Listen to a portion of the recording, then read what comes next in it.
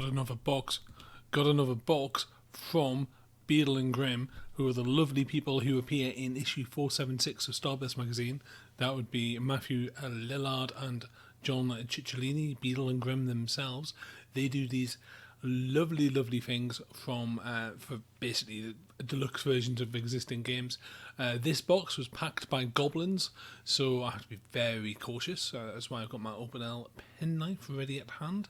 But yes, so what Beadle and Grimm do is they make these kind of deluxe versions of board games and mostly Dungeons and Dragons, but they've done Pathfinder.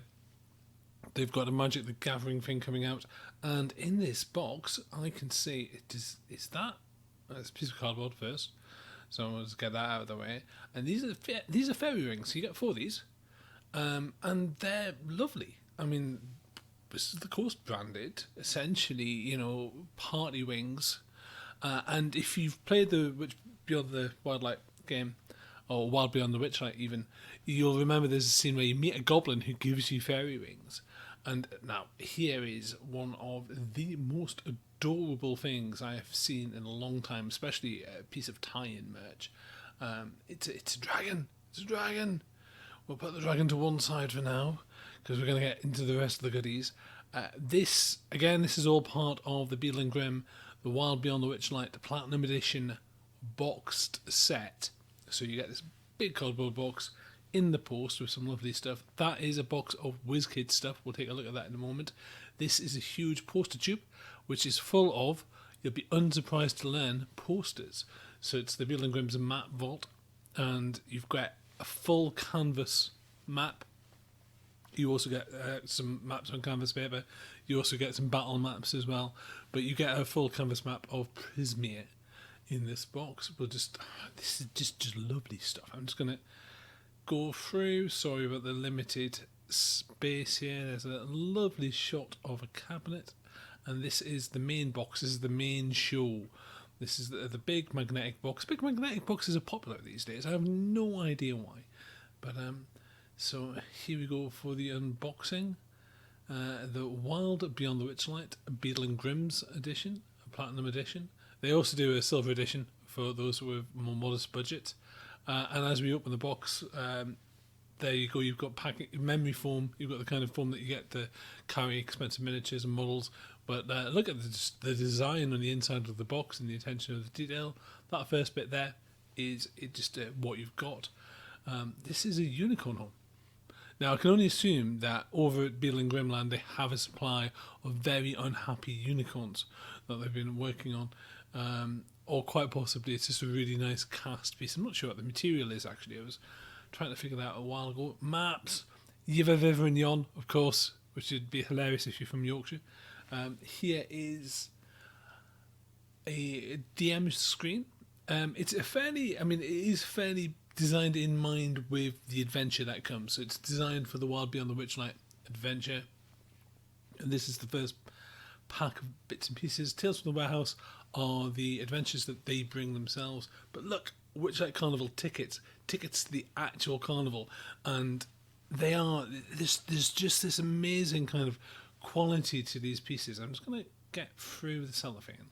Let me just get through the cellophane. Let me get my fingers on these, my big meaty hands on these lovely pieces. So those stars were raised. There's perforation there. You can hand those to your players as they enter the Witchlight Carnival, along with their magical wings and all the rest of the other bits and pieces. And as you lay down the map, you can show them and bring them into the world with your words and also with physical props. And really, all you kind of need to do is put on maybe a bit of music, and just bring them into the whole thing. It's lovely stuff. The maps are also quite nice and quite lovely. So this is the main event. This is the actual game itself. The six booklets here. What they've done is to split the hardbook back book into kind of easier, kind of more pamphlet-y versions, which actually I prefer personally because I'm old-fashioned. This is from a particular scene in the game, which is very memorable. And essentially you find yourself in a kind of theatre situation, and you get these kind of improv prompts, and what they've done is they've just created this bag and put the prompts in there that you can just bring them out. If you remember the Dungeons and Dragons cartoon, that will mean something to you. If you don't remember it, you're probably going to Google it and go, "Oh, it's that. Oh, that's cool." That's the Witchlight Wafer Vein, which is everywhere in the game. You can use it as a tracker to track things. It's a lovely metal piece as well. They've also been doing these kind of achievement coins, which you can hand out to players as inspiration. You can also just flip it to make a decision, a D2 as they call it. It's a nicely done piece. It's very shiny. Who doesn't like a nice shiny gold coin? Really, you can always pretend it's pirate treasure. If your things go a bit too wrong, I'll just put that to one side as well.